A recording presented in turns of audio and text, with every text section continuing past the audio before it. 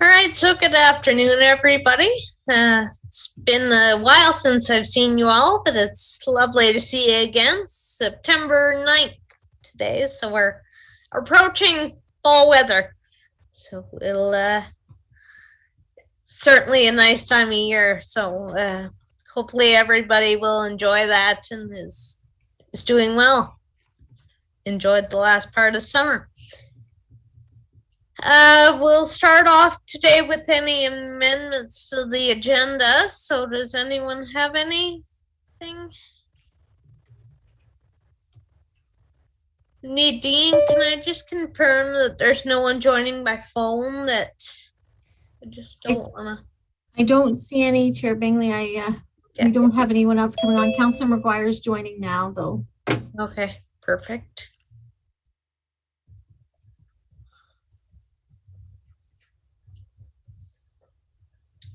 All right, so we will, I think, move on to any disclosures, conflicts of interest then. If anyone has any disclosures, does anyone have anything? Seeing none. And I have on my agenda that there are no minutes to adopt this afternoon, and I'll just confirm, Nadine, if that's still the case. That's correct. We're going to have a future meeting. This is just our special meeting to provide advice on the active transportation plan. Okay. We'll move on. We do not have any delegations this afternoon or any correspondence items to address. So we'll move right down into the priority issues and only have one item on our agenda this afternoon, and that would be the active transportation plan. And I'll call on Vanessa Bernicke to address that. And I believe she's got some guests with her, if she could introduce them as well. So I'll turn the floor over to you, Vanessa. Thank you, Madam Chair. Hi, everyone. Today, we're going to have the opportunity to work with our consultant, WISP Canada, who have taken on the task of developing an active transportation plan for the town of Smith Falls. We've all been active looking at all the different trails and looking at the recreational master plan and then looking on our roadways and having our downtown now cycle friendly. It's now an opportunity, and I think it's really poignant that we all come together and get a document that we can move forward with priorities and making connections. So without further ado, I'd like to introduce you to Nicole. She is from WISP, and she will be sharing a presentation with us and asking for input. And that was one of the main reasons why we connected through with you, with accessibility, to ensure that it's not necessarily just cycling. It's walkability. It's finding routes that can take us to our shopping centers and also to our core trails and connections for other trails that are coming through to Smith Falls. And there's other people that are coming here, cycling groups and such, that are moving through, and that to be able to find some great connections. So Nicole, if you would like to carry on, that would be fantastic. Yeah, thank you for that introduction. I'll actually pass it on to Kimberly, my colleague. She'll be in charge of the presentation, and I will be sharing my screen later on in terms of the candidate route maps. So I'll let you take it away, Kim. Thanks. Everybody can hear me? Yes. Yeah. And see the screen? Yes. Perfect. So I'm Kimberly Hunt, and I'm the project manager for the active transportation plan in the town of Smiths Falls. Nikki is going to be coming on later and taking some notes and comments from you on our proposed routes, but I'm going to give you a bit of an overview as to what we're up to and where the points of engagement are and the kind of schedule. So there is going to be some interactive points where we're looking for some good comments and some feedback from the local context, and specifically for where the accessibility committee, the important elements and key pieces you'd like to see in the active transportation plan. So I would like to thank you, Chair, for having us. I very much appreciate it to give us, I know it's an extra meeting for you, so thank you for being able to join, to have us. And also thank you, Nadine, for coordinating everything and helping set everything up. I know there was a bit of back and forth and everything with trying to figure out dates and times and things like that. So very much appreciated. So with that, I have to just see if I can get to my, there we go. So overall, to give you an overview of what it is that we're up to, the study purpose, we're developing a long-term active transportation strategy. And so what that is, it's a planning document. It's a living document. So it does change over time. It gets updated every 5 to 10 years typically. And really what it does is it provides that framework and the support for the staff and for council to see the direction and have a base of what active transportation is going to look like in your town, how it's going to be developed, what kind of supporting documents and what kind of supporting policies and those kinds of things go into it. And so, and it provides also that sort of level of, I don't want to, maybe it's level of comfort, but that level of, we've got this planning document when there's opportunities for funding from the government, different government levels and that side of things. We can use this document to put in those grant applications and that side of things. And it goes a long way to support when you have a planning document that says, we are very interested in this. We're not just asking for money because you have it. We have a plan. We want to move it forward. Please give us some money to help us, type of thing. So it's a really good tool to get that moving, and it's very progressive with the town to have something like this in place. So there's the component of the plan that will be the infrastructure component, which is the planned projects, and those are prioritized projects so that we have good connectivity. We budget it. We set out how much money potentially council might need to approve per year to have a phased plan, network put in place, both for sidewalks and cycling facilities. That includes the trails or multi-use pathways. And then we also, and they're prioritized so that you're not developing, a random project out in the middle of nowhere first. You're connecting things to begin with. And then the other piece that goes with that is policies. And we recommend policies and design guidelines and some outreach initiatives to support the plan and to make sure that it's not just the infrastructure. Everybody says if you build it, they will come, but you do need to do the other pieces as well on education and how to use it. So we bring those pieces into the plan as well. So to support the goals that really support that purpose of the plan is engaging in the community and learning from staff and stakeholders and key individuals and committees such as yourself, interest groups, really what the local context is and what the community needs, what the things are that you are the ones that live in the community.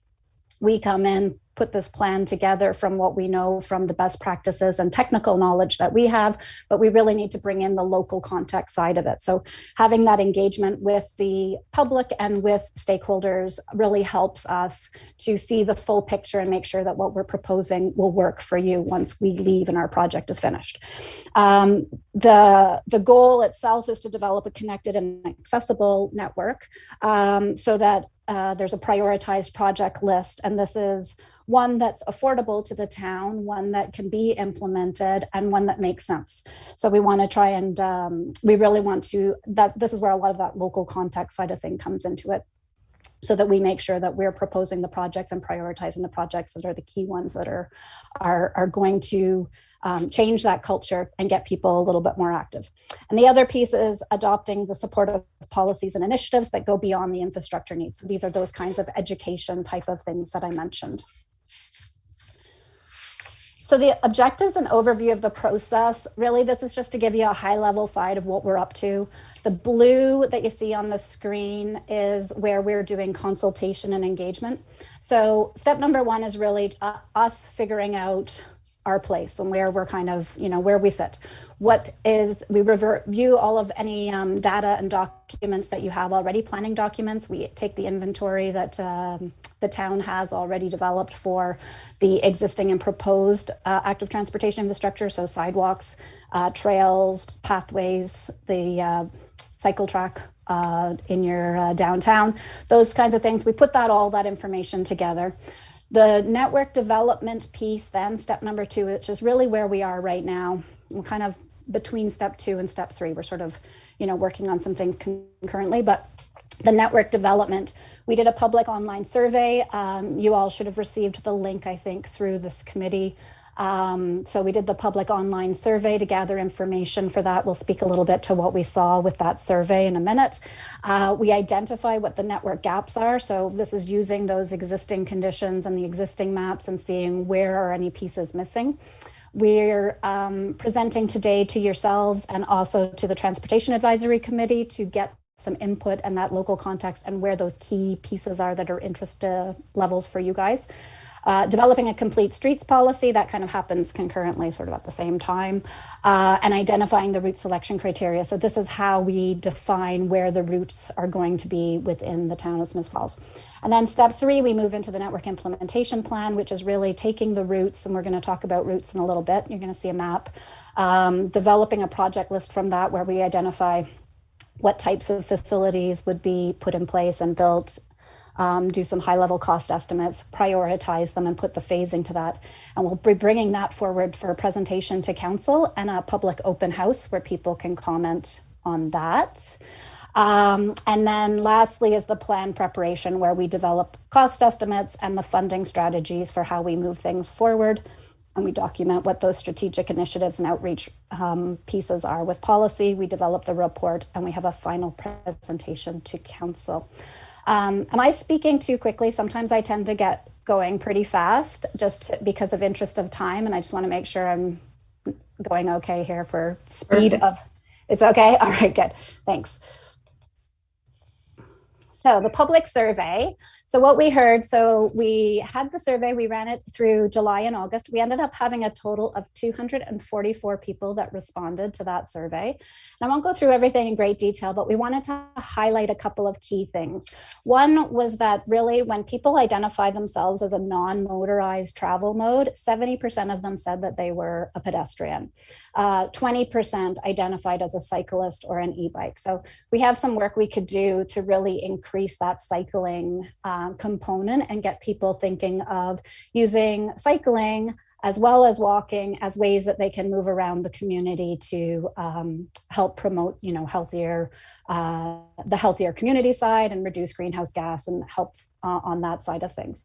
The other thing is that we really saw that people weren't necessarily comfortable with the facilities that exist right now. So from a walking side of those, 70% are identifying themselves as a pedestrian, but 37% feel comfortable walking in the town on the existing infrastructure that is there. And only 10% of cyclists feel really safe and comfortable cycling in town. So that was something else that we really, it kind of jumped out at us. And that over 40% of the people that are cycling feel comfortable riding. They feel more comfortable riding in a separate segregated facility. And then the other thing about it was that when people are using active transportation, and you can see we have 65% that are doing it because of exercise, recreation, health reasons, as opposed to, 42% is pretty good for running the errands and that side of things, but we definitely have some growth that we could do with some of the commuting side and some of the other uses that active transportation could really be promoted for. It's not just to go out and wear your fancy athletic clothes. You can, bike your kids to school and that side of things as well. So, and then from the, just continuing, some of the top barriers, and this kind of feeds into that same information that we just saw, was that, barriers of what's preventing people from walking in town are the conditions of the sidewalks and the trails today, or the lack of them, 34%, 25%. And as well for cycling, they don't feel safe biking on the existing facilities. And then the other piece is sort of, for cycling, it's not very convenient for 20%, and weather, people don't walk because of the weather. And then a pretty good incentive to not bike, 36% don't actually own a bike. So that's a pretty good reason why you're not going to bike. And then we had also asked people the locations in town where they thought new or expanded pedestrian and cycling facilities would be good to see. And we saw the schools and the parks, which we highlight as key destinations, which we'll talk to in a little bit. Some of the bridge crossings, Old Slides Road, Cataraqui Trail, and the commercial areas. And when it came time to, where put your money where your mouth is kind of thing, improving maintenance on existing pedestrian and cycling facilities was seen as a top priority, and then building more paved ones with sort of improving crossings and signals coming in a little bit after. So I wanted to speak a little bit more because we are going to be talking about the network development, and we're going to be asking for your input in the network development. So we wanted to talk a little bit more about this and really the steps that we take in doing this. And this is where Nikki is going to be, these are Nikki's steps where she's been going through everything, and she'll be showing you what the results of that are in a minute. But the first step is really those existing conditions. This is where we identify the existing facilities and also key destinations where we're trying to get to. Identify the previously proposed routes from planning documents. So if anything's proposed in Lanark County or the United Counties, Leeds and Grenville, within Smiths Falls itself, things that we're going to want to connect to. Gaps and candidate routes. So we identify what those route selection criteria are. What are the key things that we're really trying to establish when we're looking and setting up the network, and identifying gaps and opportunities for where those routes are going to happen. And then we do a field investigation. So this involves, day of technology. There's a desktop review. Street View provides a lot of information, but we also then go out into the field to do field checkpoints to make sure that what we're seeing is accurate, or if there's anything that's not showing up, and that kind of thing. And this is where, when we're proposing routes or we're proposing something, we want to make sure that it's actually going to be able to be implemented. If we're proposing a sidewalk on a road that has super beautiful old trees, and we're going to have to take out a row of old trees to put in a sidewalk, we're going to want to think about something else to do. So this is where that sort of validation comes in with the field investigations. And then lastly, we confirm what that network is and select what type of facility, whether it's going to be a sidewalk, whether it can be a shared pathway of some sort, whether it can be a cycle track or a paved shoulder or something like that, and identify what the projects are. So the process itself, we talked about that, I said about the selection criteria and how are we going to make the network look. These were the thoughts that when we were looking at it, we saw as the key things for the process for outlining what the network would look like. So direct connections throughout the town, linkages to the local key destinations. We focused on the schools and parks and some of the commercial. You'll see where these dots that you see, and Nikki will talk a little bit more to that in a moment, but those are where the key destinations are. So we wanted to have connections to those. Connection to the surrounding area. So taking into account what Lanark County and the United Counties and other areas have outside, you don't want to just drop you off at the town limits and then you can't go anywhere kind of thing.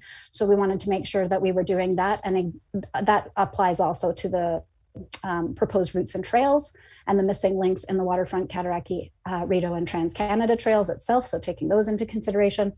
And then the other thing is that a lot of people have already done a lot of information, like a lot of research and information about where do people want to cycle now, where do people already cycle. And so we want to take advantage of the information that other interest groups and individuals have put together for routes, and then make sure that we're taking those into account for our route planning, and then identifying key barriers. If we have a really busy road or a crossing that we think, we don't want to put in a pedestrian crossing that's going to all of a sudden take our budget for the next 5 years and we can't build anything else. So maybe there's a parallel route or something else that we can do that's not too far of a detour or too far out of way, but a little more cost effective. And so we take a look at that.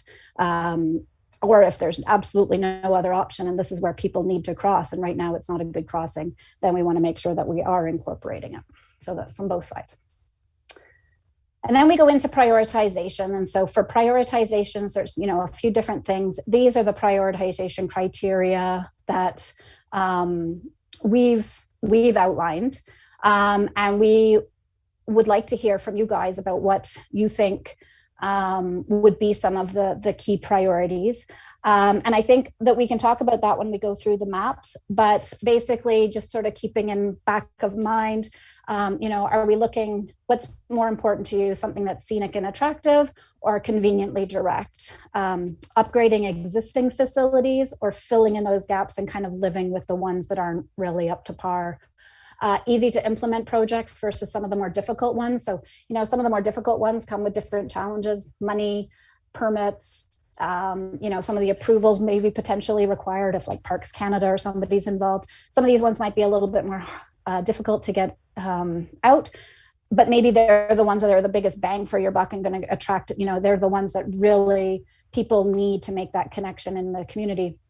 Whereas, maybe there's 4 or 5 easy to implement ones that are a little bit cheaper. So, which is the priority on that side? And then which are the key destinations that you consider for the connection? So we've looked at, the trail destinations, the parks, the schools, the commercial areas, but if there's any other ones, some of the community amenities, if there's other ones that you think that we've missed on our map, we want to hear about those because we want to make sure that they're connected as well. So next slide, so there's that infrastructure component, and then we talked about policy. And so we're not at the stage yet where we're developing policy. You saw in that, sort of schedule, it's more in the later stage for the implementation component of it.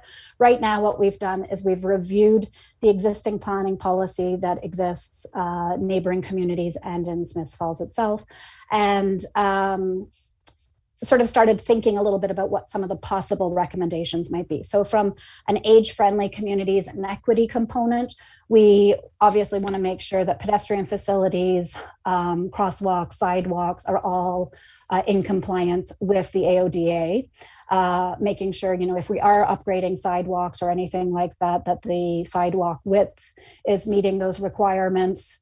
Or if there's any of the sidewalks that are when it comes time to prioritize, if there's some of the sidewalks that exist today that aren't wide enough, we want to make sure that we're highlighting those. So some of the policy component there is about how we're actually building the facilities or where we're upgrading them. And then also within the official plan updates, possible recommendation might be to develop a map of equity areas. And this might be, again, for those prioritizing certain connections. If there are certain areas of town that might need better connectivity from a demographic kind of component or anything like that. And so taking a look if there's any of those key areas where we want to bring those projects forward first. New developments, there's 2 components to it. There's the site plan development orientation itself. So making sure that buildings are aligning themselves and setting themselves up on site so that they are able to accommodate the accessible entry points and that side of things, but also the connections to any of the sidewalks or bike parking, putting the active modes up front and at the front of the building, not having like a road going through or something like that that's hard to cross. And then the other pieces being the process update for site plan reviews. And so that's incorporating recommendations of the active transportation plan. If we've suggested putting a segregated cycling facility on a certain road, making sure that as part of that development approval application, we're keeping enough space for it, but also going to have the tie into the building that makes sense. Update to zoning bylaw. So this is, in the zoning bylaw right now, the zoning bylaws are currently being reviewed. And right now they have minimum numbers of parking spaces for different land use types. But, one of the recommendations could be to include minimum number of bike parking spaces. So if you're putting in a new building, a new commercial building, you have to have X number of parking spaces. But you also need to have X number of bike parking spaces. Updating existing bylaws for, this is like the permitted sidewalk cycling. So Highway Traffic Act would be, nobody is allowed to ride on the sidewalk, but you can update your bylaws for if there's, children under 10 or under 9, you pick an age, they can ride on the sidewalk.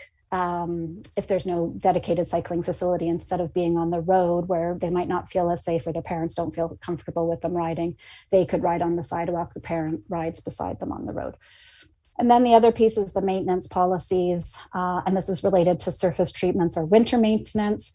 There's the minimum maintenance standards, obviously, but if there's any particular areas that are highly utilized or high priority areas, one of the policy recommendations could be some updates to the minimum maintenance standards so that those areas are brought forward and potentially have a higher clearing rate or something like that, that we can in the winter, or a higher order of surface treatment instead of like stone dust. It has a hard paved surface, that type of thing. And then from an outreach side, this is where we help support and promote the development of the active community. And so building it alone, they always say, if you build it, they will come, but doesn't necessarily work because we need to make sure people know that it's there. We need to make sure people are comfortable. You don't want to, wayfinding strategies is one of these ways of getting people out. A lot of times when you talk to people, they're concerned that they're, they head out on their bike or they head out walking somewhere, and they're concerned they're going to get lost and all of a sudden have to walk an extra or bike an extra, 6 kilometers or something because they got off the wrong path. And so wayfinding strategies, it's not just about putting an arrow. It's also about putting information such as, if you start walking from here to downtown, it's 10 minutes. Or if you walk on this path 3 times, you'll, burn X number of calories or whatever type of thing. And so it's also a way of sharing information so people are comfortable and get that culture mind frame of active transportation. Partnership for organized events and education. So like family bike days, or partnerships where education initiatives can take place. People can be taught how to signal properly or how to properly share spaces, how to, the sidewalk cycling, if that was a policy, information about that. These are ways of bringing all of these types of things forward. Active school travel plans, things like walking school buses, and ways to reduce the car circulation around the school side of things. So these are just some of the things that we bring forward, a full list of things that we think will support the infrastructure, and as part of the plan, and cost what they are and put together a budget so that it can be incorporated within the budget as to what it is that we are working on.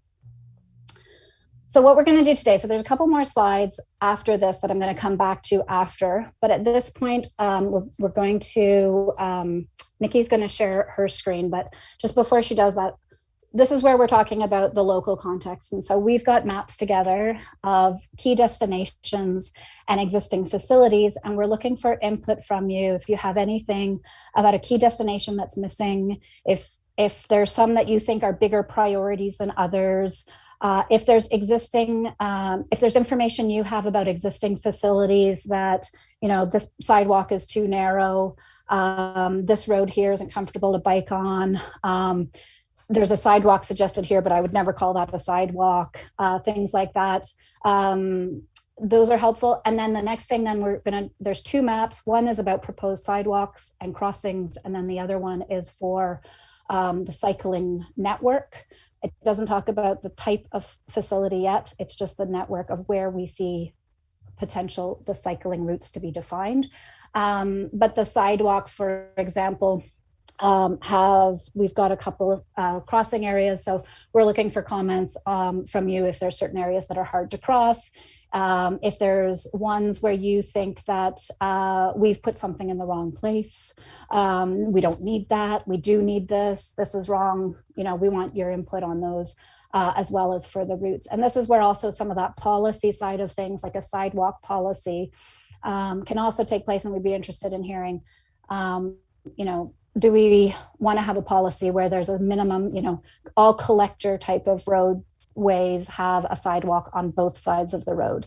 Local roads don't need a sidewalk, or do local roads need a sidewalk on, one side of the road as a minimum? So that's something else, a policy just to kind of keep in mind when we're going through the maps. So I'm going to stop sharing. I'm going to ask Nikki to put up the existing map.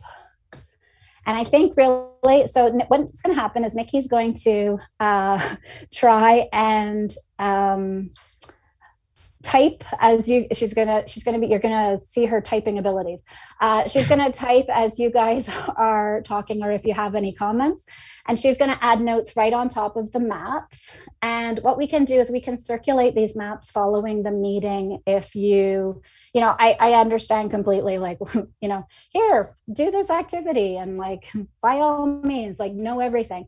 If you want to send us back comments over the next, week or so about certain ones that you think of after the fact or whatever type of thing, we can circulate these maps afterwards, and you guys can feel free to send any follow-up comments to us.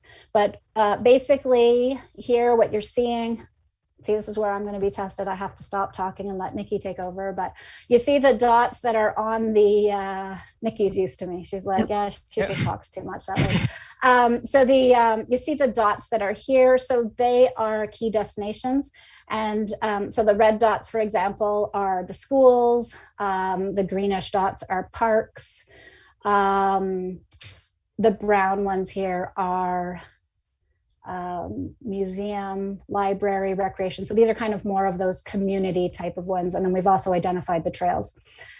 So I'll let, so I guess a couple of things. One, and I'm going to apologize. I don't know, can everybody see that on the screen? Mm-hmm.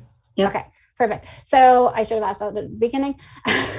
As I was talking about the colored dots, I realized, hopefully everybody saw that, so that's good, because I was looking at a different screen. So basically I'll let Nikki take a look, but if there's anything that you see, she'll take a note. And I think what we'll do, of course my clock has disappeared here with my, oh, there we go. No. I'm just thinking 36. Yeah, so we probably need a couple minutes at the end to wrap up. So maybe like, we'll see how it goes, but like, we'll probably cut it off at like 5 minutes if there is anything, or get more into the route planning and that kind of thing of your important levels. But if there's anything here that jumps out at you on the existing one or key destinations, we'd be happy to hear about them. Yeah, and at any point in time, let me know if you'd like me to. Vanessa has. My hand up. Yeah, so notice that we don't have the Via Rail station at the end of Union, or maybe the map's cut off, or maybe that's what that green dot is. No. Yeah, green dot is a park. It's a park, sorry. Okay, Yeah. then so we need to include the railway, the Via station, which is just at the tip of Union, right there, where you have your cursor. Yeah. Okay. So that's definitely, we need to ensure that we have conductivity there. Sure. Lorraine? The Station Theater, right? Sorry, could you repeat that? I think that's the Station Theater there. Isn't Via farther out? We can take a look. The end, that's on the end of Union. That's Union Street there. Oh, okay. Yeah. Perhaps we could just have all the questions go through the chair. So maybe we'll let the chair take lead of the meeting, and if you want to speak, she can just raise the hand. It's just easier for the audience listening as well. So I'll let Chair Bingley watch for hands, and she can chair from there. Thank you. Now I'm just having a little difficulty. It's some of the members are cut off, so just bear with me. Because of the screen sharing, but is there any hands up? Maybe you could just say your name, perhaps, if you have your hand up, and then that way I just know I can keep track of who's talking. But I can see Councillor Allen with her hand up. So, Councillor? Yeah, thank you. The map is not complete. I gather it's the most used section, or the section you want us to concentrate on, but we do have some problematic street areas at the end of Queen Street. Citizens that live along Queen use the park, and to get from Queen across by the water, there's no sidewalk on either side, never has been. And it's something they've wanted for a very long time. And I know that our municipality is moving towards having at least one sidewalk on streets, especially new streets that we're doing. And I think that's a great idea. So this is east of Hershey. Sorry, I just wanted to. Yeah. Okay. And I just view it because I know my grandchildren, even my youngest grandchild, will walk places, but they know they have to stay on the sidewalk. And I think parents do that. They teach their children that the sidewalks are where they're safe. Mm-hmm. And so I do think there's some work we need to do on some of the streets that have no sidewalks. But and I like the idea of Heritage House, again, has no sidewalks near it. So when you walk there, you walk along the park and then take a run across the road to it. That's where the curling club is as well. A brown dot. Yep. Yeah. So I think you might find that when we get into the next map, which is going to be our candidate sidewalks, you might find that some of these are popping up. I know that we've talked about that connection right there that you were, that you just highlighted. So I'm happy that we are to hear that we are on some of the same page. That's good. It always makes me feel better when we are we picked up a couple. I like the way you have it organized. It's going to be helpful. So, okay. Well, maybe what we'll do is I think that Chair, if you're okay with us moving to the candidate sidewalks, maybe what we'll do for the existing ones is circulate the map through you or how Nadine, and then if people have comments on existing facilities that are not showing up properly, they can. And maybe what we'll do is we'll get into the if you're comfortable with it, the candidate sidewalk and cycling routes. Yeah, is that okay? Okay, that sounds great. And like you say, just through Nadine or whoever is fit to circulate those maps. So speaking to Councillor Allen's, so we had proposed, so these big purple highlights are where we had candidate sidewalk projects that we had identified, and pedestrian crossovers are the red X's.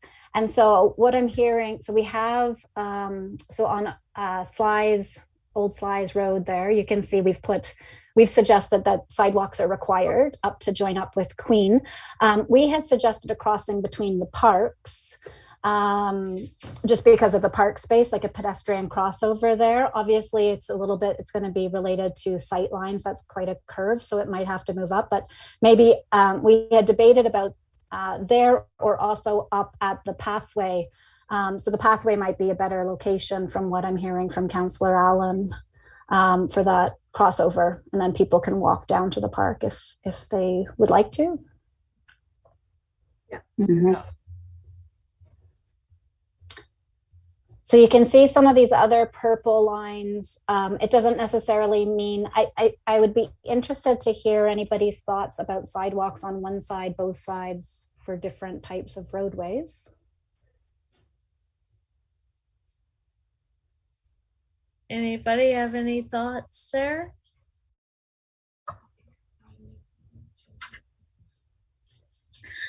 Does anybody have any? I'd have a comment on that, Lucy. Oh, sure, Councillor. Sorry. I think when the street's so busy that it's difficult to cross and there's houses or commercial or whatever, then that's when it's really important to have those two sides. But it seems to be working well on the streets that are quieter, to just have the sidewalk on the one side as we redevelop them. But one thing that I also think needs to be taken into consideration are trails. So for example, on the Old Slies Road, when we have the trail we're maintaining that follows that path, maybe we wouldn't need a sidewalk on the northwest side, but we would on the south side, or we need a POX to get to the Heritage House Museum or the curling club. Like maybe 2 or 3 POXs are less expensive than having that sidewalk all the way down that line that doesn't necessarily have a lot of development down it. So I'd definitely like to see just a little bit more kind of detail brought into the purple, but it looks like a great start for sure. Yeah, and Nikki, maybe you can speak. Did we have it on both sides or one side for Old Slides Road? I know we had talked about the crossover and we could add additional crossovers. Yeah, I think for the time being, potentially one, given the narrow channel of the bridge crossing. But based on my review, there tended to be several gaps. Like I think just south of Queen Street along Old Slides Road, there seemed to be a sidewalk, but then it would cut off near the crossing, because I believe there are two crossings along Old Slides Road here. So as of now, potentially just one-sided sidewalk, considering that we do have a cycling, our candidate cycling route incorporated along this road as well. Right. Okay. And just a follow up to that is one thing I'd really like to hear from the committee on is the difference of a hard surface versus the gravel surface. I know most of our park trails right now are the gravel surfaces. I'm wondering if that creates any challenges for people, or if it's preferred, or if there's any opinions one way or another on that kind of stuff. I do think, Councillor, certainly a smoother surface is easier. I know there's a consideration there with it being almost too smooth with the water buildup or ice buildup in the winter, but I generally do think a more even surface is easier for a walker or a wheelchair to get around, and also even for people with visual issues. I think that's just a safer thing too, so that they're aware of their surroundings and sort of how to approach moving forward. But yeah, that's a good point. Is there anybody else who has any? Ms. Hoffman has her hand up. I see. Okay, Katie. Yes, I totally agree with you. The only thing that's left for elderly people is walking, and even with the gravel, it isn't good for them. They have to have a steady foot, and I think the paved surfaces would be much better. Great. Lucy? Is there anyone else? Jen? Yeah, I just had a comment that I agree with that. The gravel surfaces are much more slippery when you're trying to walk on them. I find especially that very fine white gravel that we have on a lot of trails is even worse than like the bigger gravel that you see on the side, like shoulders and stuff. Oh, okay. So that fine white gravel is pretty difficult to walk on sometimes. Yep. Mm-hmm. So the stone dust type of facilities. Mm-hmm.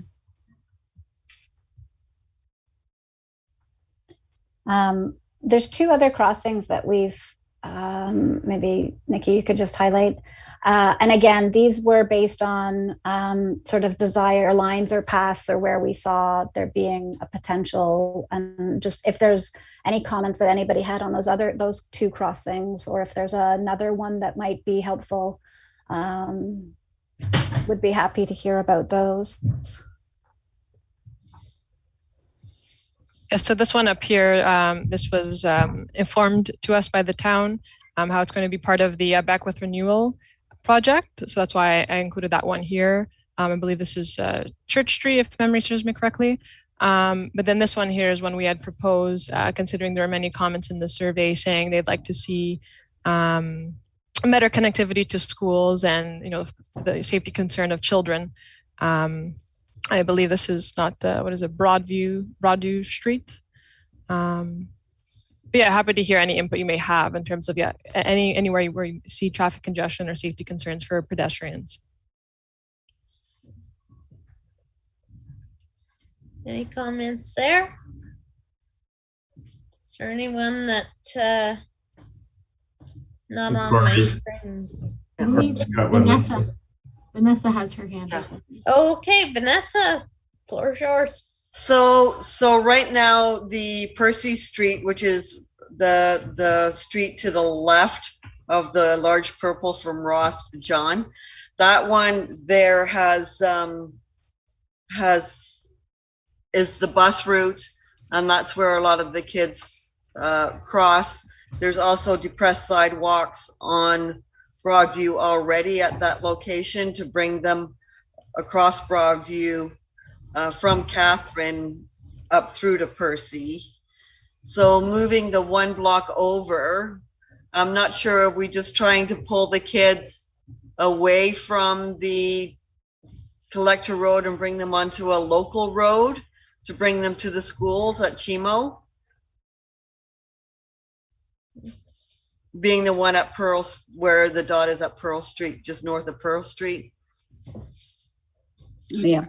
Yeah, it was a quieter crossing and also just an additional crossing, given where the signals are right now. And it was the connection between the local community. But I mean, if that's we can review and see if it's better one block to the west. For sure. Okay. Are depressed curbs generally pretty good throughout the town? We've been working at them at all the corners. That's part of our budget. Like every year, we attempt to do several intersections to get it AODA compliant. So we do have a map showing where we don't have our depressions, where we can move forward. Okay.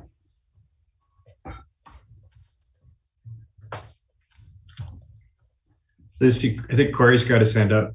All right. Floor is yours, Corey. I think on Brockville Street, where I don't know the cross street name, where St. Francis is, where the crossing guard is, that corner coming around on Brockville, I think we need to do something to put crossing there too, to that school. Yeah. Because that's a very dangerous crossing. It is. So in this general area right here, if you can see my cursor. Correct. Perfect. That'd be Brockville and Ross. Okay. A crossing guard there. Great. Lucy, I see Councillor McGuire's hand up again. Okay. Councillor. Thanks, Madam Chair. It's funny, when I first looked at this map, I thought the blue or the teal dots were problems because just there's a lot of inaccessible things in those locations, but I guess it's just maybe our parks need a really good look taken at them. I think in the Murphy Park dot up above the Lombard Street label, it's very difficult. Like there's a curb all the way down that, and then the gravel, and there's no connection to the pedestrian bridge or the gravel trail that's an easy connection if you're in the parking lot on the Mill Street side. Then in the dot with I think it's Duck Island, there's a great Parks Canada property on the west side of Abbott Street, but that crossing is really difficult. I don't know if the grade is 1 in 12 to even get up to it. And then there's a great viewing spot on the railway bridge there and a trail also. So that kind of section over here, I think definitely needs some work and maybe even a POX, but it's close to the street lights, so it might have to be synced or something. And then Lower Reach too, I think the trails, it's just, there's a lot of spots that are awkward to navigate, especially going under the bridge or that connection to the Lombard, Beckwith, Jasper, Brockville intersection. Yeah.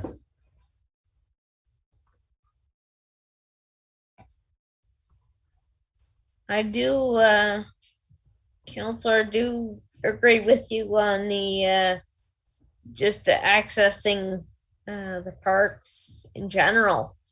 Just a little bit I certainly do have some difficulty there, and I'm not sure that more handicap parking might be something we could look at. in a general sense too, just to, you know, help that process along. Another thing to look at too is I know I have difficulty with curbs, just getting the walker up them. I'm lucky I do always have assistance with that, but I know that is a difficulty for a lot of people, and think that could be another thing that could be changed in some of the parks too, just to even just to flush those curbs, or at least have an area where a wheelchair could get up them or a walker could get up them, and the consideration there would be that just to make sure that that space is wide enough that any type of a mobility aid would be accommodated there. So I see two hands. Jen Brown and Corey Agnew have their hands up. Okay, thank you very much. Hard to see sometimes. We'll start with Jen. Thanks. I just wanted to add, from a pedestrian or even a cycling standpoint, Elmsley Street is very difficult to cross when you're coming from the northeast, like from Victoria Avenue area across Elmsley to come down towards the park or towards the downtown area. I believe there is a crosswalk right up at Elmsley and Beckwith, but then I think the next one is almost down at Chambers Street. There's almost, I don't think there's anything down there. So you really have to be, I mean, when my children and I cross there on a bicycle, I'm always really nervous, especially when I'm with the kids. Mm-hmm.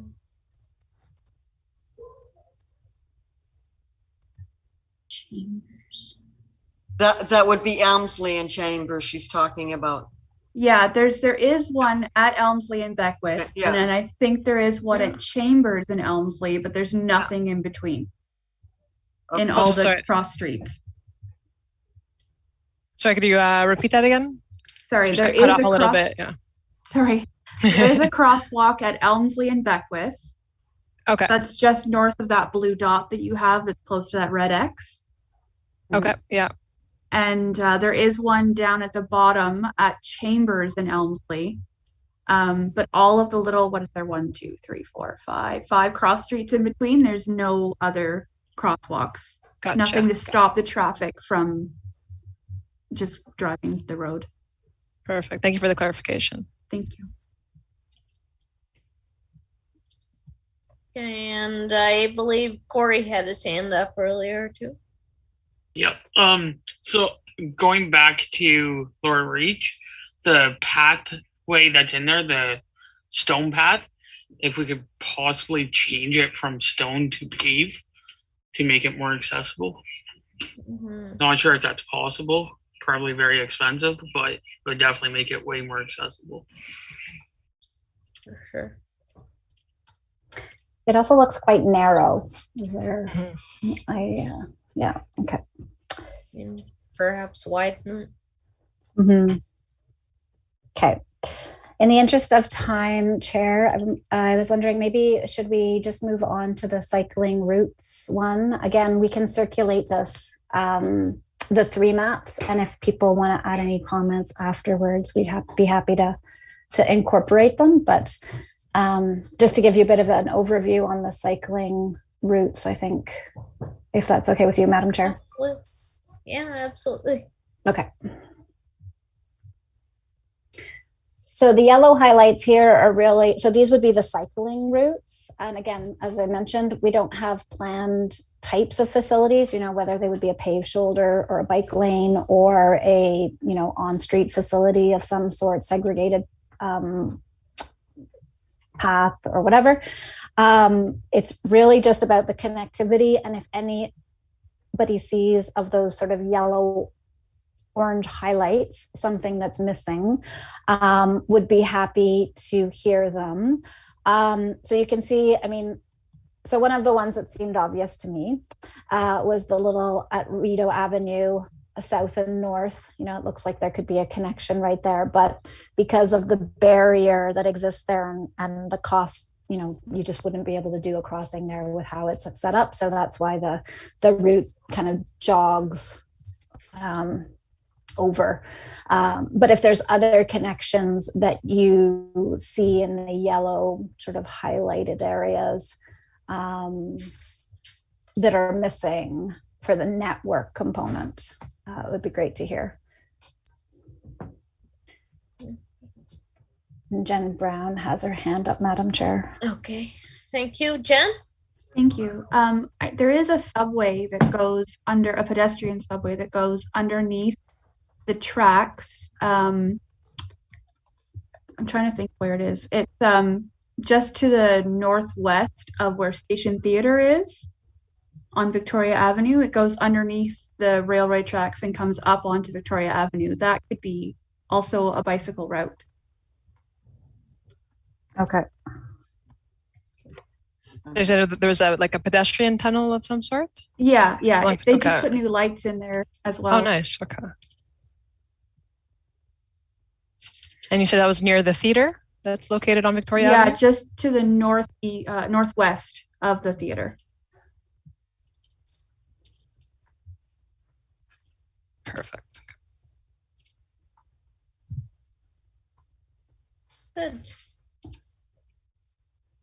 believe Councillor McGuire has his hand up. I believe so. Councillor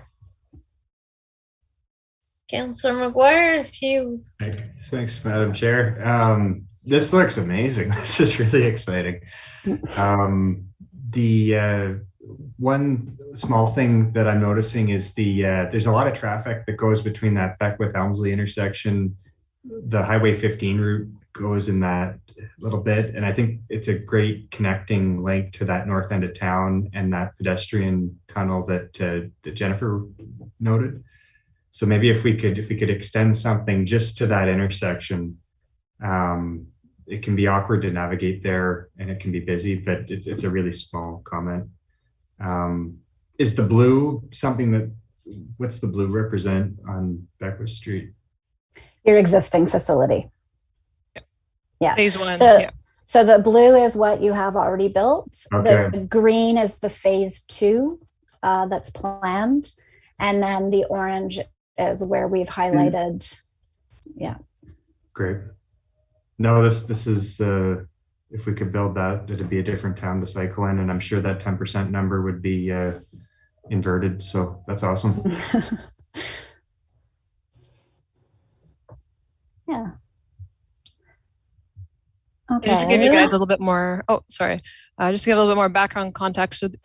So these routes essentially, as Kim had mentioned, were to fill any gaps that we noticed within the town. Like I know within the survey and within your strategic plan, there was mention of connecting to the Tweed facility that's along Hershey Drive, so taking that into account. Looking at Strava heat maps to see where your current cyclists are most often traveling, which roads they're particularly traveling along. So like I said, if there's any segment that you think is too congested as is, and maybe redirect cyclists towards maybe a parallel road, would love to hear that. Again, to address any safety concerns you may have and just level of comfort of people within the town.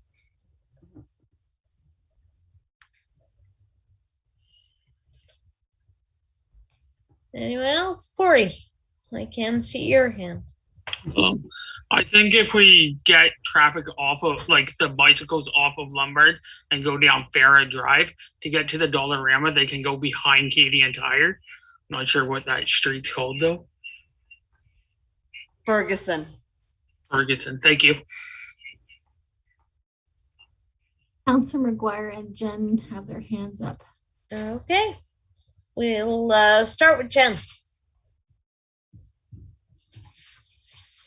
Thank you. I just wanted to add that for the cycling route on Rideau Ave North, the cars tend to go quite quickly there. So I think that that might be a good area for separated bike lanes or traffic slowing measures, speed bumps or, those permanent pylons that go in the middle of the road, something like that,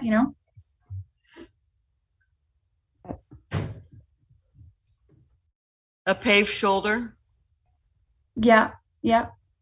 Traffic calming is certainly a big thing. I'm trying to think. I don't even know if there's a sidewalk on Rideau North. I didn't think so. Yeah, that would come in handy as well. Yeah. The very pinky purple lines that you see on the map are the existing sidewalks. Okay. All right. Thank you.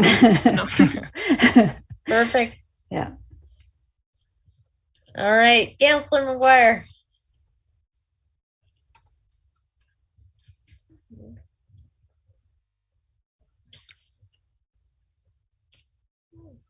Oh, Councillor McGuire, your microphone's not on. Yeah, you're muted, Councillor. Sorry, I'm still figuring it out. No problem. Yeah, I think Rideau Avenue is really important, especially considering there's been a fatality there in the last couple of years. The Highway 15 one, I like Corey's idea of redirecting on Ferreira. The only thing I want to make sure that we have is for the road cyclists. There's definitely a lot of traffic coming in and out of town there. And for the commercial corridor on that north side of the street, it's tricky to get to Walmart or the stuff on that side of the road. So to have duplication there, I wouldn't be against it. But maybe if somebody wants more of a functional trip, they're taking 15, but a leisure trip, take Ferreira. And that can come into the priority. So if there was one that was a priority to do first, duplication isn't a bad thing and having additional routes isn't a bad thing. But if there's any of these, that would maybe be my next question. And I'm cognizant of the time, Madam Chair. It's 3:33 right now, and I don't know what your meeting durations are typically, and I don't want to take too much of your time over. So one of the things that we would be interested in hearing, and again, it could be commented later if the time is a constraint, would be if any of these particular routes that you see or are suggesting would be a top priority for you, so that when it comes time to prioritizing our projects and coming up with our implementation plan, they'd be the first ones to get put in place. We can't build everything all at the same time. So we need to put the ones in that you think are going to be the best used and the most important given the current traffic conditions or feel of the road. Okay, so I think what we'll do then, I'll make it a sort of a committee decision if we want to sort of end it there for today and have it for further consideration, or if we'd like to and then we can move on in our meeting and just finish off. Is there any thoughts? Perhaps we could have them stop sharing the screen so Chair Bingley can see better, and then Sure. That will help with the discussion. That's great. Thank you. Awesome.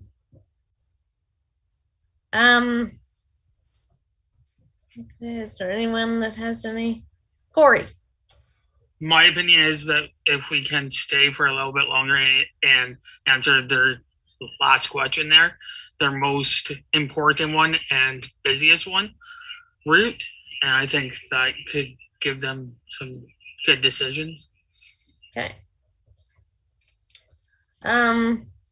What I just want to confirm with our guests that they have the information that they need to move forward from today.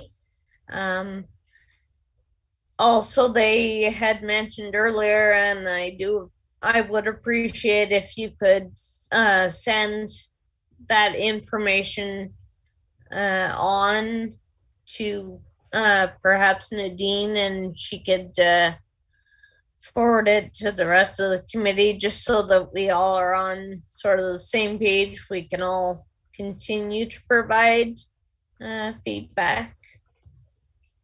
But we can certainly, Corey, that's fine if you're comfortable extending a little bit longer. Is that okay with everyone else? Yes. All right. So we can turn the floor back over to Kim or Nikki. Vanessa, whoever. I'll let Nikki just put up the cycling route one first and see if there's anything. And really, I think it's just if anybody has any of those routes that are shown as priority, and I think we can leave it at that. And then you guys can add anything when we circulate the maps to the committee and attendees. If there's anything additional you'd like to add, we can then take it from that point. But basically, from the cycling route side of it, if there's any that you see here that you think would, if you wanted to rank your top one, or of the sidewalks, if you wanted to rank your top one of the sidewalk links, if you wanted to just let us know, we'll put like a one beside it and sort of the rationale as to why. Okay. Sure. That'd be wonderful if you could do that. The map certainly does look great and very easy to follow, and I think an opportunity for more feedback would be much appreciated. So we will. So through the chair. Yeah. Sure. So Kim, if you could circulate these maps, and then if everybody here could rate these routes, how you feel, which from highest priority to lowest priority, and then if we can get that done by the end of next week, Kim, is that too long? No, the end of next week would be fine. And then if everybody was to submit that information to Nadine, and then she can forward all of them through to Kimberly. Okay, great. Sure. And maybe then, Madam Chair, what I'll do is I'll just let you know sort of generally, it's sort of the overview with the schedule. If nobody had any more comments on the map, and basically at the end of this month, we are looking to be going to the first councillor presentation. We'd be doing the first council presentation at the end of this month. The public open house, public information center would be held in October following that council presentation. And the whole project and the report and everything is in November, which would be brought forward again to council. And so obviously made public that and circulated for any review and comment by your committee as well. Okay. Mm-hmm. Okay, great. Madam Chair, I think Corey's got a comment. Oh, perfect. Thanks. Corey. What I was going to say is the most needed one would be Rideau Avenue North, and then the busiest route, in my opinion, will be Lombard Street. Yes, for sure. Okay. Sure. Is there anybody else who has an immediate sort of thought?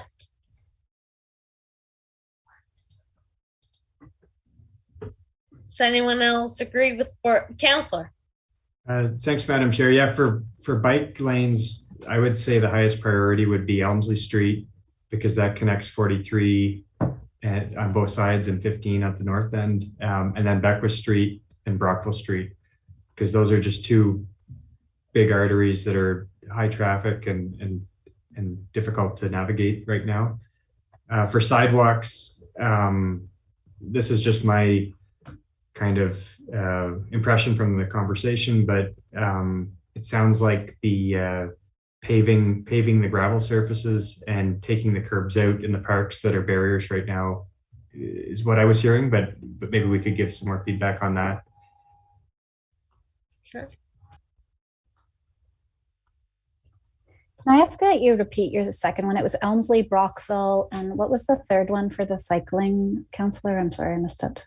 Sorry, no worries. Just the Beckwith Brockville. Beckwith turns into Brockville Street at the river. Oh, okay.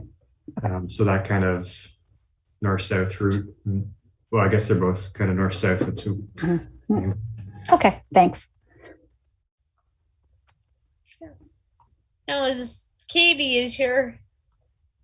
Yes, thank you, Madam Chair. I just would like to reiterate that the Old Slies walking sidewalk, a lack of sidewalk there from the bridge to the park is, I cannot tell you how busy that street is and how many people walk the whole circle. They walk all the way down Riverdale, uptown, and all the way back down Queen Street. And I have no idea why there has not been an accident there already. Mm-hmm. So that's for pedestrians. Something to be looked at for sure. Councillor McGuire. That's a great point, Katie. And I think there's a plan to get that done in 2022. Oh, good. We'll get the design for it this year. And I think it's been difficult with Troy off. It might be delayed a bit, but that one's on the top of the hopper. So it was on the strategic plan for this term of council. Nice to know. Thanks, Chris.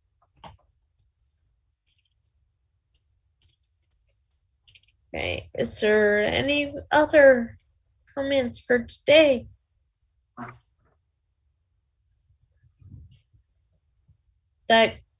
That's everybody then. I think we can wrap up that very robust discussion, and we will thank our guests for attending today and providing us with this wonderful opportunity to give our feedback. So we'll thank them very much, and we'll continue on then.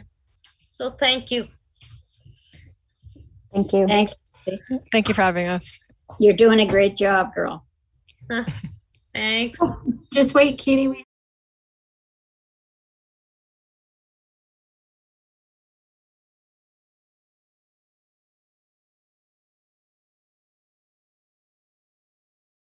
After that robust discussion, we can wrap up today, and then just we'll talk about when our next meeting shall be. And I do think that's sort of immediate thing. I don't know, Nadine, if you have any guidance. I know you had said previously the week of September 27th would be a good time. Is there any, do you have any thoughts? What I could do is, if just because we have some members absent, I could send out some dates and we could do a quick survey to see who's available when. That works. Sure. Yeah. Corey. Yeah, I just want to add that I will not be available until after the 23rd. I'm moving next week, so I definitely won't be available next week. Okay. That's good to note. Good to note. We wish you luck in your move. So then if we can just send out that survey kind of thing, Nadine, and we can all send our choices back to you, and then we can move from there. That works for everyone. Yep. That works. Yeah, Counselor. Okay, now I notice we have a few members absent now, so we'll just make sure that they get